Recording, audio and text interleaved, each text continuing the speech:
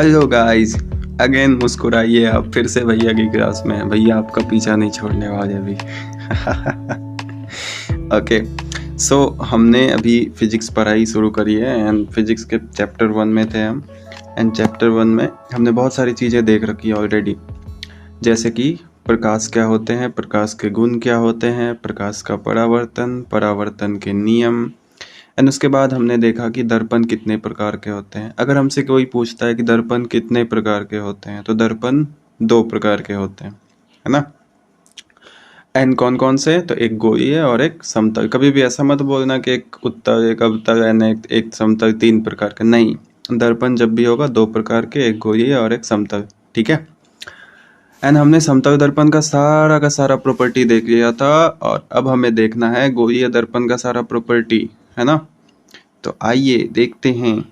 मेहरबान कदरदान, मैं सब कुछ पहले से लिख कर आता हूँ, इसलिए ताकि लिखने में टाइम वेस्ट ना हो। इससे तुम्हारा बहुत ज़्यादा टाइम बचेगा, बहुत ज़्यादा। क्योंकि मैं बताता हूँ तुम्हें रियलिटी, जो 1 घंटे की ऑफलाइन क्लास होती है हमारी, 1 घंटे के ऑफलाइन क्लास में मुश्किल से 20 से 30 मिनट ही ऐसा होता है जब हम सीरियसली पढ़ रहे होते हैं। बाकी टाइम या तो लिखने में जाता है, या लिखवाने में जाता है, या फिर स्टूडेंट से बात करने में जाता है, ठीक है। तो उससे अच्छा है कि हम यहाँ शॉर्ट टाइम पे सब कुछ लिख कर रहे हैं और आपके सामने सब कुछ डिलीवर कर दें। और आपको अगर कुछ लिखना है तो आप वीडियो रोक के लिख लो, इट्स वेरी इजी, है ना। आइए देखते हैं। सबसे पहला है हमारा गोलीय दर्पण, ठीक है। गोलीय दर्पण क्या होता है? तो मैंने तुम्हें बताया था एक परावर्तक सतह के बारे में, ठीक है। जिस ओर से हम होकर किसी मिरर के सामने खड़े होते हैं, या फिर दर्पण का वह भाग जिस पर प्रकाश गिरता है या फिर प्रकाश पड़ता है, उसको क्या बोलते हैं? परावर्तक सतह। तो गोलीय दर्पण क्या होता है? तो कोई भी ऐसा दर्पण जिसका परावर्तक सतह समतल नहीं हो, तो वो गोलीय दर्पण है, ठीक है। अगर उसका परावर्तक सतह समतल नहीं है, तो या तो वो थोड़ा सा धसा हुआ होगा, या फिर थोड़ा सा उभरा हुआ होगा, है ना। तो बाय डेफिनेशन अगर हम देखें तो ऐसा दर्पण जिसका परावर्तक सतह किसी गोलीय का भाग हो, गोलीय दर्पण कहलाता है, ठीक है। Very easy. अब गोलीय दर्पण भी 2 तरह के होते हैं, उत्तल दर्पण और अवतल दर्पण। अब ये दोनों क्या चीज है देखो। उत्तल दर्पण बेसिकली क्या है? ऐसा गोलीय दर्पण जिसकी परावर्तक सतह उभरी हुई हो, गोलीय उत्तल दर्पण कहलाती है, ठीक है। यानी कि ये मान लो एक दर्पण था, इसके पीछे यहाँ पे चांदी की परत चढ़ी हुई है, तो ये इसका परावर्तक सतह है, ये वाला साइड, है ना। तो ये वाला साइड जब इसका परावर्तक सतह है, तो यहाँ पे क्या हुआ होगा? यहाँ से प्रकाश जारी होगी, और जब यहाँ से प्रकाश जारी होगी तो ये इसका परावर्तक सतह है, और परावर्तक सतह कैसा है? उभरा हुआ है। तो इस तरह के दर्पण को हम लोग क्या बोलेंगे? उत्तल दर्पण बोलेंगे, ठीक है। इसी के जगह पे अगर हम थोड़ा और देखना चाहें तो देखो, अवतल दर्पण की बात करते हैं। ये मानो एक दर्पण था, ठीक है। हमने इस बार चांदी की परत इधर चढ़ाई हुई है, ये मानो इधर चांदी की परत है, सिल्वरिंग की हुई है, ठीक है। तो ये जो सतह है, ये सतह कैसी है? धसी हुई है। तुम्हें दिख रहा है ये सतह धसी हुई है, तो इसे हम लोग बोलेंगे अवतल दर्पण। बाय डेफिनेशन उत्तल दर्पण ऐसा दर्पण होता है जिसकी सतह उभरी हुई हो, ठीक है। और अवतल दर्पण ऐसा दर्पण होता है जिसकी परावर्तक सतह धसी हुई हो, ठीक है। हमेशा याद रखना, परावर्तक सतह बहुत इंपॉर्टेंट टर्म है इन सारे डेफिनेशंस के लिए, ठीक। अब आते हैं इस वाले डायग्राम पे। तो सबसे पहले अगर जब हमने गोलीय दर्पण का डेफिनेशन पढ़ा था, तो उस समय हमने क्या देखा था? गोलीय दर्पण क्या होता है? किसी भी गोला, मान लो कि ये एक फुटबॉल टाइप का एक सर्कल है, ये पूरा का पूरा, ओ नो, ये फुटबॉल टाइप का एक सर्कल है। ये कोई सर्कल मतलब ये, इसको तुम वृत्त मत समझना, स्फीयर, सॉरी, ये फुटबॉल टाइप का ये एक स्फीयर है। तो और इस पे हम क्या कर रहे हैं? सिल्वरिंग कर रहे हैं। अब मान लो फुटबॉल के अंदर गए और फुटबॉल के अंदर जाकर हमने उस पर सिल्वरिंग कर दी। ये देखो यहाँ पे फुटबॉल के अंदर गए और अंदर से यहाँ पे सिल्वरिंग कर दी। तो जब हमने अंदर से सिल्वरिंग कर दी, तो बाहर से हमें ये कैसा दिखेगा? मिरर की तरह दिखेगा, दर्पण की तरह दिखेगा, ठीक है। तो ये वाला सतह, इसका परावर्तक सतह कैसा हो जाएगा? उभरा हुआ हो जाएगा। तो ऐसे दर्पण को हम लोग क्या बोलेंगे? उत्तल दर्पण बोलेंगे। ठीक है, ये इसका कौन सा, ये तब कौन सा दर्पण हो गया, उत्तल दर्पण हो गया। ठीक है, यहाँ पे जब हम किसी वस्तु को रखेंगे तो उसका इमेज फिर इधर हमें जैसा भी बनेगा वो हम उल्टा सीधा जैसा भी बन रहा होगा वो हम देखते चलेंगे। ठीक है, तो ये कौन सा दर्पण बनेगा, उत्तल दर्पण। जब हम स्फीयर के, यानी कि स्फीयर को क्या बोलते हैं हिंदी में, पता नहीं, छोड़ो। तो स्फीयर के जब हम अंदर से सिल्वरिंग करेंगे तो बाहर का सतह कैसा हो जाएगा, परावर्तक सतह हो जाएगा, और ये कौन सा दर्पण बनेगा, उत्तल दर्पण बनेगा। Very good. नेक्स्ट देखते हैं, अगर हम इसी फुटबॉल के बाहर, ये फुटबॉल किसकी है, कांच की है, रबर की नहीं है, कांच के फुटबॉल के अगर हम बाहर से सिल्वरिंग कर रहे हैं, ये बार बार मिट क्यों रहा है यार, ये बाहर से अगर हम सिल्वरिंग कर रहे हैं, बाहर से चांदी की परत चढ़ा रहे हैं, तो अंदर से ये कैसा दिखेगा, चमकता हुआ दिखेगा, मिरर की तरह दिखेगा, है ना। तो इसमें फिर इसका परावर्तक सतह कैसा हो जाएगा, धसा हुआ हो जाएगा।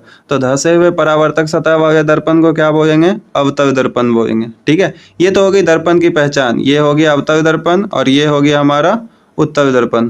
ठीक है, परावर्तक सतह उभरा हुआ होगा, उठा हुआ होगा तो उसको बोलेंगे उत्तल दर्पण, परावर्तक सतह धसा हुआ होगा तो उसको बोलेंगे अवतल दर्पण।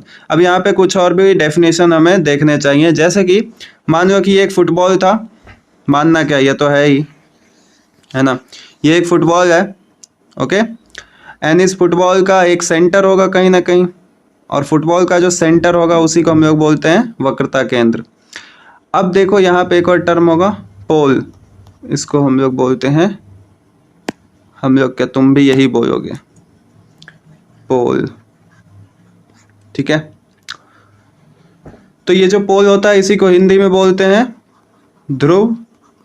ओके, ये जो ध्रुव होता है ये बिल्कुल भी मिसकॉन्सेप्शन होता है बच्चों में, थोड़ा सा मिसकॉन्सेप्ट हो जाते हैं लोग कि जो ध्रुव होता है वो दर्पण का केंद्र होता है, ऐसा बिल्कुल नहीं है। लोग सोचते हैं कि दर्पण के बीचों बीच एक बिंदु डाल दिया वही हमारा ध्रुव बन गया, नहीं, ध्रुव कहीं भी हो सकता है। अगर तुम टेक्निकली मैं तुम्हें समझाऊं, ओके, अगर मैं तुम्हें थोड़ा सा टेक्निकली ये चलूं तो ध्रुव यहाँ भी हो सकता है, यहाँ भी हो सकता है, यहाँ भी हो सकता है, यहाँ भी हो सकता है, यहाँ भी हो सकता है, और यहाँ तो तुम बचपन से देखते ही आ रहे हो। ठीक है, ऐसा क्यों हो रहा है, हमारे ध्रुव क्यों बदल रहे हैं, जबकि बहुत सारे बुक्स एंड बहुत सारे लोग बोलते हैं कि ध्रुव दर्पण का मूल बिंदु है, मतलब कि दर्पण का केंद्र खोज लो, दर्पण के बीचों बीच एक बिंदु डाल दो वही ध्रुव बन जाएगा। नहीं, ऐसा बिल्कुल नहीं है। ध्रुव बेसिकली एक ऐसा पॉइंट होता है दर्पण से जहां से हम सारा मेजरमेंट स्टार्ट करते हैं। अगर हम इस बिंदु से दर्पण का सारा मेजरमेंट स्टार्ट करें, वस्तु दूरी, प्रतिबिंब दूरी, वक्रता, त्रिज्या, वक्रता केंद्र, सब कुछ अगर हम यहाँ से मापना शुरू कर दें तो यही बन जाएगा हमारा ध्रुव। ठीक है, अगर हम यहाँ से मापना शुरू कर दें तो ये बन जाएगा हमारा ध्रुव।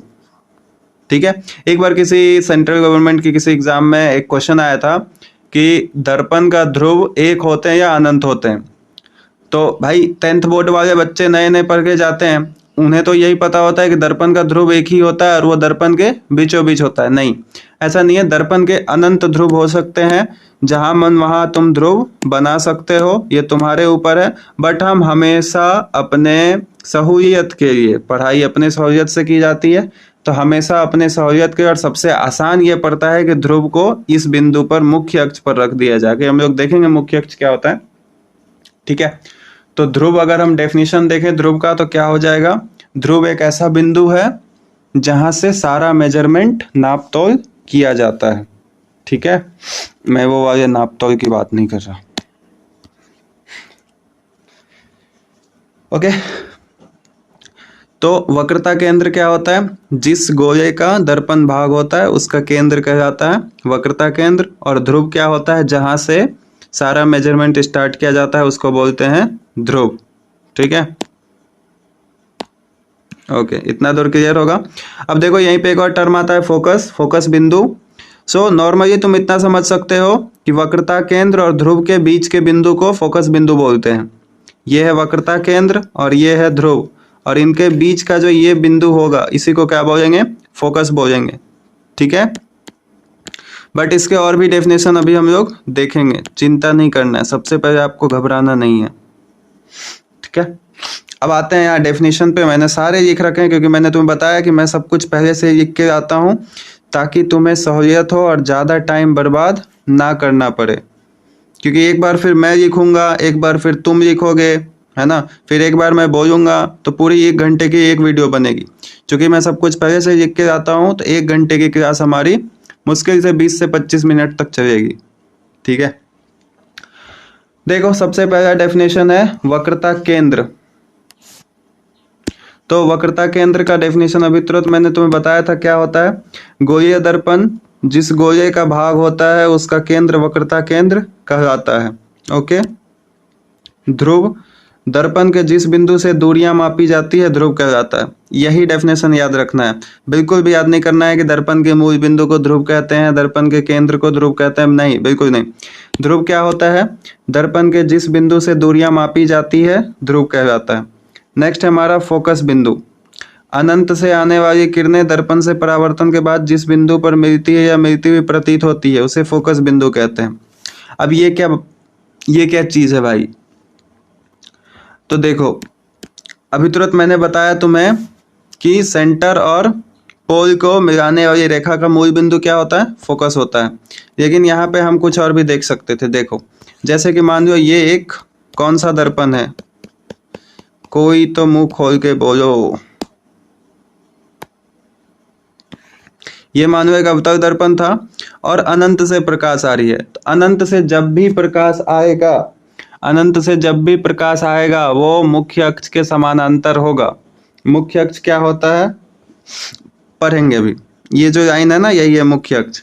ठीक है, तो अनंत से जब भी कोई लाइट आएगी वो क्या होगा, मुख्य अक्ष के समानांतर। यानी कि मान लो ये लाइट आ रही थी, ये लाइट आ रही थी, ये भी लाइट आ रही थी, ये भी लाइट आ रही थी, ये सभी के सभी मुख्य अक्ष के समानांतर हैं और दर्पण से टकराएगी तो इनका क्या होगा, परावर्तन। तो परावर्तन के बाद ये सभी एक कॉमन बिंदु से होकर गुजरेंगे, इसी को हम लोग क्या बोलेंगे, फोकस। इसी बिंदु को हम लोग क्या बोलते हैं, फोकस बोलते हैं। ठीक है, अभी हम लोग इसके बारे में और पीएचडी करेंगे, चिंता नहीं करना है कुछ भी। ओके, नेक्स्ट है हमारा वक्रता त्रिज्या। ठीक है,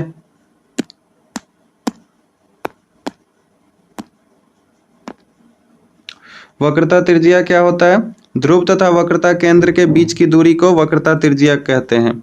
देखो ये है हमारा ध्रुव और ये है ये है हमारा वक्रता केंद्र और ये है हमारा ध्रुव। तो इनके बीच की जो ये दूरी है इसी को बोलते हैं वक्रता त्रिज्या। ठीक है, नेक्स्ट है फोकस दूरी। ध्रुव और फोकस के बीच की दूरी को फोकस दूरी कहते हैं। ये है हमारा ध्रुव और ये है हमारा फोकस और इनके बीच की जो ये दूरी है इसी को बोलते हैं फोकस दूरी। ठीक है, I guess these things are very clear to you and if you are not clear for these topics then you can also message me on my Instagram. It's Atrana, same as my channel name. Okay, next है मुख्य अक्ष। तो मुख्य अक्ष क्या होता है, ध्रुव तथा वक्रता केंद्र को मिलाने वाली रेखा को मुख्य अक्ष कहते हैं। इसकी कोई निश्चित दूरी नहीं होती है। इस पे थोड़ा सा डिस्कस करते हैं। यहाँ पे मैंने एक क्वेश्चन भी लिखा है तुम्हारे लिए, मुख्य अक्ष और वक्रता केंद्र दो अलग अलग पद हैं। क्या मुख्य अक्ष तथा वक्रता केंद्र दो अलग अलग पद हैं, क्या कहते हो तुम, तुम्हें क्या लगता है, दोनों दो अलग अलग टर्म है या फिर दोनों सेम ही टर्म है, बस नाम अलग अलग है, बताओ। आइए चलते हैं इस सर्कल पे इस चीज को समझने के लिए। देखो ये दूरी है क्या चीज, वक्रता त्रिज्या। इसको दिखाते हैं हम लोग R से। ये दूरी है वक्रता त्रिज्या और ये जो लाइन है ये इधर से आ रही है, आई मीन इधर और आगे जा सकती है, इधर भी ये और आगे जा सकती है, यानी यहां से लेके यहां तक आगे जा रही है एंड सो ऑन, ये आगे और आगे जाएगी। इसकी कोई निश्चित दूरी नहीं है। ये है हमारा मुख्य अक्ष। ठीक है, वक्रता त्रिज्या क्या है, एक रेखाखंड है, इसकी दूरी निश्चित होती है, ये उससे आगे नहीं बढ़ सकती है। लेकिन मुख्य अक्ष की तो कोई दूरी निश्चित नहीं होती है, ये अनंत तक भी जा सकती है और अनंत तक जाती है। ठीक है, ओके, ज्यादा नहीं घुसते हैं इसमें। तो दोनों में अंतर क्या है? वक्रता त्रिज्या क्या है? एक रेखाखंड है और वक्रता अक्ष या फिर मुख्य अक्ष या फिर प्रिंसिपल एक्सिस या फिर मुख्य मूल रेखा इसी को भी बोलते हैं। तो ये सारा चीज क्या है? एक रेखा है। और रेखाओं की तुम्हें अगर प्रॉपर्टी पता होगी कक्षा 9वीं की, कि रेखाओं की कोई निश्चित दूरी नहीं होती है, रेखाखंड की होती है। ठीक है, तो वक्रता त्रिज्या एक रेखाखंड है, ओके, और मुख्य अक्ष क्या है? एक रेखा है, किरण रेखा। क्या तुम्हें ये कुछ दिख रहा है? थाली, थाली जैसा कुछ मिरर। एक्चुअली ये क्या है? एक मिरर है, दर्पण। अगर तुम्हें ये पिक्चर सही सही दिख रहा है तो बोलो जय माता दी। देखो ये क्या है? एक दर्पण तुम्हें दिख रहा होगा, और इस दर्पण को जब तुम ध्यान से देखोगे तो इसकी सतह क्या है? बीच में धसी हुई है। चारों तरफ से इसकी सतह क्या है? बीच में धसी हुई सी है ना? तो जिसका परावर्तक सतह धसा होता है उसको कौन सा दर्पण कहते हैं? जिसका परावर्तक सतह धसा हुआ हो उसको कौन सा दर्पण कहते हैं बच्चा? बोलो। उसको बोलते हैं अवतल दर्पण। यानी ये कौन सा दर्पण है? अवतल दर्पण है। ठीक है, बोले तो कॉनकेव मिरर। ओके, तो ये है हमारा कॉनकेव मिरर या फिर अवतल दर्पण, क्योंकि इसका जो जिस तरफ से हम इसे देख रहे हैं वो क्या है? धसा हुआ है। तो वो जब इसका धसा हुआ है तो ये कैसा दर्पण हो गया? अवतल दर्पण। अब चलो चलते हैं, हमें सारा कुछ पढ़ना है इसी के बारे में। तो ये हो गया हमारा क्या चीज? अवतल दर्पण। I hope these things are clear to you. If you want to note, then pause the video and छाप लो सब कुछ छाप लो। ठीक है, सब फ्री का है, बटोर लो सिवाय मेरे।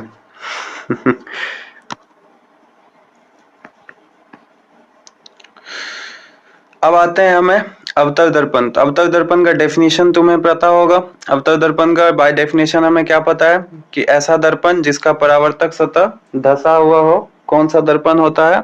अवतल दर्पण। अब प्रतिबिंब कैसे बनता है भैया? अब देखो, तुम एक ट्रिक याद रखो हमेशा के लिए। प्रतिबिंब बनाने हैं तो हमेशा तुमको दो रेखा चाहिए। ठीक है, एक को तुम मुख्य अक्ष के समानांतर ले जाओ और दूसरा को वक्रता केंद्र से होकर। अब मुझे इतना लगता है कि तुम्हें वक्रता केंद्र, मुख्य अक्ष, फोकस, फोकस दूरी, वक्रता त्रिज्या, ध्रुव, उत्तल दर्पण, अवतल दर्पण, ये सारी चीजें क्लियर है। और अगर क्लियर नहीं है तो पहले ये सब क्लियर करो, ठीक है, फिर तुम्हें आगे समझ आएगा। अब प्रतिबिंब कैसे बनता है? तो प्रतिबिंब बनाने के लिए तुम्हें बस दो रेखाएं चाहिए। रेखा यानी कि जब भी मैं रेखा बोलूं तो तुम्हें समझना है हम किरण की बात कर रहे हैं। और किरण क्या होता है? प्रकाश का एक छोटा सा स्रोत, उसी को बोलते हैं किरण। ठीक, किरण हमेशा गमन करती है सीधी रेखा में। बोर्ड्स के बहुत ही फेवरेट ऑब्जेक्टिव है ये। ठीक है, प्रतिबिंब बनाने हेतु एक किरण मुख्य अक्ष के समानांतर ले जाएं तथा दूसरी किरण वक्रता केंद्र से होकर ले जाएं। ठीक है, आइए देखते हैं।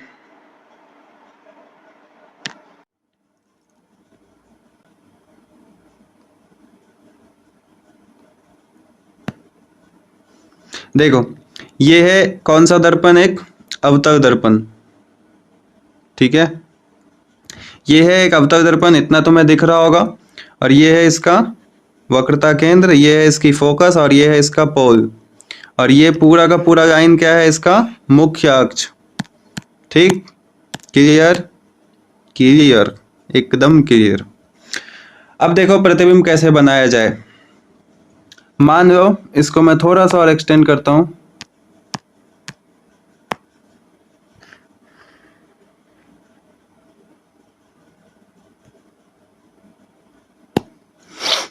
ठीक है, यहां पे मान लो हमारा एक वस्तु रखा हुआ था। ठीक है, यहाँ पे हमारा एक वस्तु। अब मैंने तुम्हें क्या बताया? प्रतिबिंब बनाने हैं तो क्या करना है? एक किरण मुख्य अक्ष के समानांतर ले जाना है और दूसरा किरण कहाँ से ले जाना है, वक्रता केंद्र से। ठीक है, अब देखो मैं लेकर जा रहा हूं एक किरण को मुख्य अक्ष के समानांतर। ठीक, ये एक किरण गया मुख्य अक्ष के समानांतर। अब यहां तुम्हें थोड़ा सा सोचना पड़ेगा कि ये किधर मुड़ेगा। ठीक है, क्योंकि तुम्हें अभी कुछ भी नहीं पता है। तो तुम्हें परावर्तन के नियम पता है कि आपतित किरण और परावर्तित किरण एक दूसरे के बराबर होते हैं। आपतित किरण क्या होता है, आपतन कोण और अभिलंब के बीच का कोण। परावर्तित किरण परावर्तन किरण और अभिलंब के बीच का कोण। ठीक है, तो यहाँ पे हम लोग आपतित किरण कैसे बना सकते हैं, तुम्हें चाहिए एक अभिलंब। ठीक है, यानी कि नॉर्मल। तो यहाँ पे अभिलंब कैसे बनाओगे, तो तुम्हें एक प्रॉपर्टी पता होगी। ये मान लो एक वृत्त है, सर्कल है। अरे भैया हमारे पास टेक्नोलॉजी, हम अच्छा वाला वृत्त बनाएंगे। ये मान लो एक वृत्त है, बस समझाने के लिए बना रहा हूं इसको मैं। ठीक है, और ये है इसका केंद्र, ये यहाँ पे इसका है केंद्र। ठीक है, तो इसका जो केंद्र है, थोड़ा सा रेड हो जाए भैया, हाँ, ये मान लो इसका केंद्र है। ठीक है, अब हम अगर इस केंद्र से कोई भी रेखा ले जाएं इसके चारों तरफ, तो ये इसके सतह से कितना डिग्री का कोण बनाएगी जानते हो, ये बनाएगी इसके साथ 90 डिग्री का। ये भी 90, ये भी 90, ये भी 90। यानी कि वृत्त के केंद्र से अगर उसके किसी भी सतह को मिला दिया जाए तो वो उसके साथ 90 डिग्री का कोण बनाएगी, अभिलंब बनाएगी। ठीक है, तो आई थिंक ये थ्योरी भी तुम्हें पता होगा, कक्षा 9। तुम्हें सब पता है यार, तुम ही तो एक ज्ञानी हो, हम लोग बस झक मार रहे हैं इधर। ओके, तो ये एक समानांतर किरण यहाँ से जा रही थी, नॉर्मल हंसते खेलते, बट तुमने बोला कि अब हम बनाएंगे अभिलंब। तो अभिलंब कैसे बनाओगे, तो अगेन फिर वही थ्योरी, कक्षा 9। यहाँ से इसके केंद्र से इस जगह को हम लोग मिलाएंगे। कलर चेंज कर देते हैं यार, अच्छा लगेगा देखने में।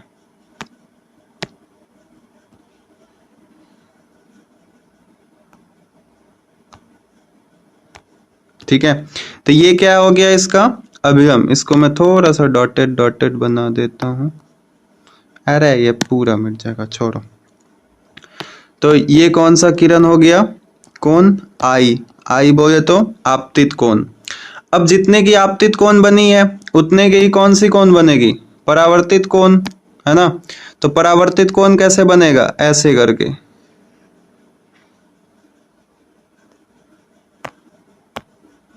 ठीक है,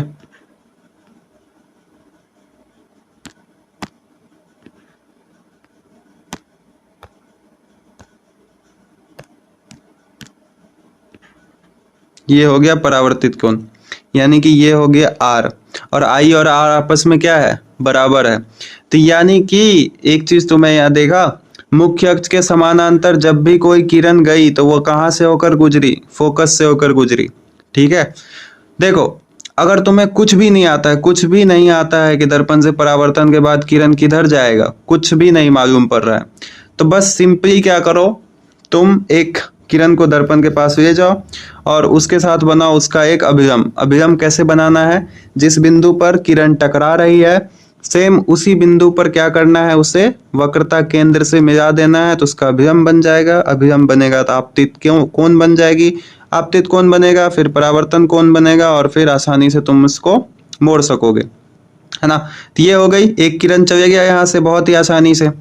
अब दूसरा क्या है, दूसरी किरण वक्रता केंद्र से ले जाएं। ये इसका वक्रता केंद्र है, दिख रहा होगा तुम्हें, ताकने झांकने में एक्सपर्ट। अब यहां से एक और किरण ले जाते हैं, किस जगह पे, वक्रता केंद्र से होकर।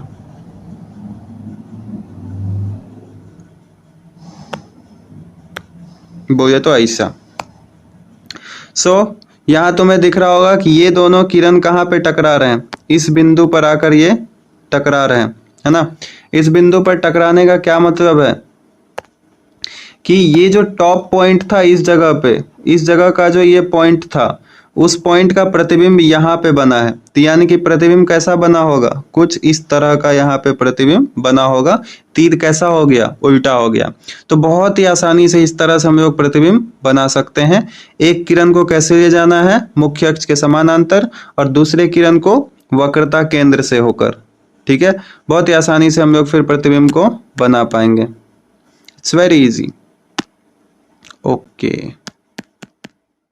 Thanks for watching. मिलते हैं अब नेक्स्ट वीडियो में विथ नेक्स्ट कॉन्सेप्ट।